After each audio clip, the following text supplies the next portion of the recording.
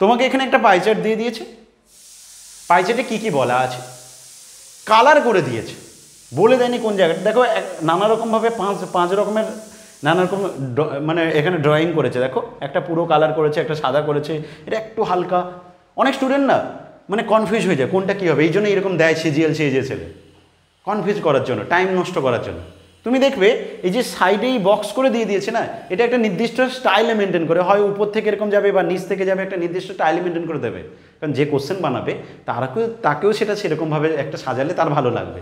মানে আমি যেটা বোঝাতে চাইছি, মানে আমি এখানে তোমাকে যেটা বোঝাতে চাইছি যে দেখো এইটা হচ্ছে পি, তার মানে পরেরটা কিউ, তারপরেরটা আর, তারপরটা এস, তারপরটা টি, তারপরটা ইউ, এটা বোঝাতে চাইছি।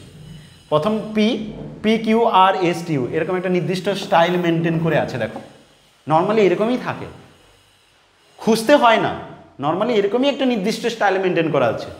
অর্থাৎ তুমি একটু যদি কোশ্চেনটা যখন বাড়িতে পড়বে না, তখন শুধু এই জিনিসগুলো যদি একটু খেয়াল করো, তাহলে কিন্তু পরীক্ষা হলে মেন পরীক্ষায় তোমার টাইম বেঁচে যাবে।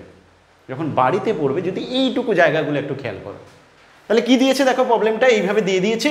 কোশ্চেন বলছে the pie chart given below shows the number of girls in 6 school PQRSTU, the total number of girls in all these 6 school are 3000, মানে আমার দেয়া আছে 100% মানে 3000, এটা দেয়া আছে। Number of girls in a particular school is shown a percentage of total number of girls in all these 6 school. What is the total number of girls in school P and R? কোশ্চেনে বলছে বলো তো P R R A, P R R, what is the total number of girls in school P and R? P এবং R এ, পিটা কোনটা, এটা, আর কোনটা, P Q R, আর হচ্ছে এটা, এই দুটো যোগ করলে মোট কত হচ্ছে 48%।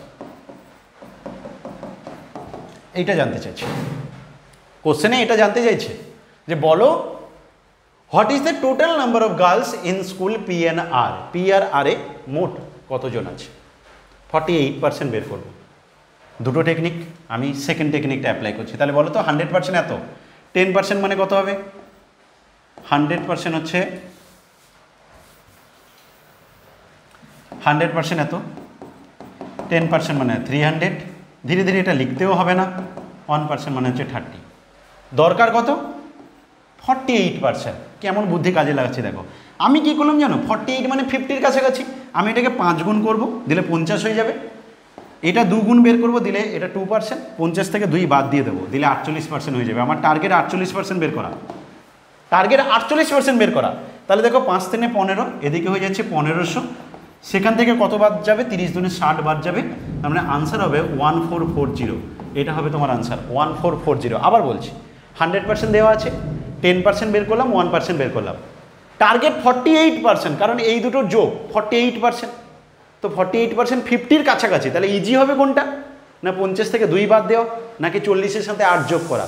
40-এর সাথে 8 যোগ করতে গেলে একটু বেশি যতটা পরিশ্রম করতে হবে, কারণ এখানে 8 গুণ করতে হবে, অনেক বড় রেজাল্ট আসবে। তো সেখানে একটা সমস্যা এলেও আসতে পারে, কিন্তু 50 থেকে 2 বাদ দেওয়াটা একটু বেশি সুবিধা হবে। তো এই কারণে আমি এটা 5 গুণ করে নিলাম 1500, সেখান থেকে 2% বাদ দিয়ে দিলাম, তো 1440। এছাড়া তুমি যেভাবে বলেছিলাম 100% যদি 3000 হয়, তাহলে 48% ডিরেক্ট বের করতে পারো, এইভাবেও করতে পারো, 3000 ইন্টু 48/100। আশা করি বুঝতে পেরেছো। তাহলে এটার আনসার কত হচ্ছে, এটার আনসার হচ্ছে 1440, 1440, অপশান এ হচ্ছে রাইট আনসার।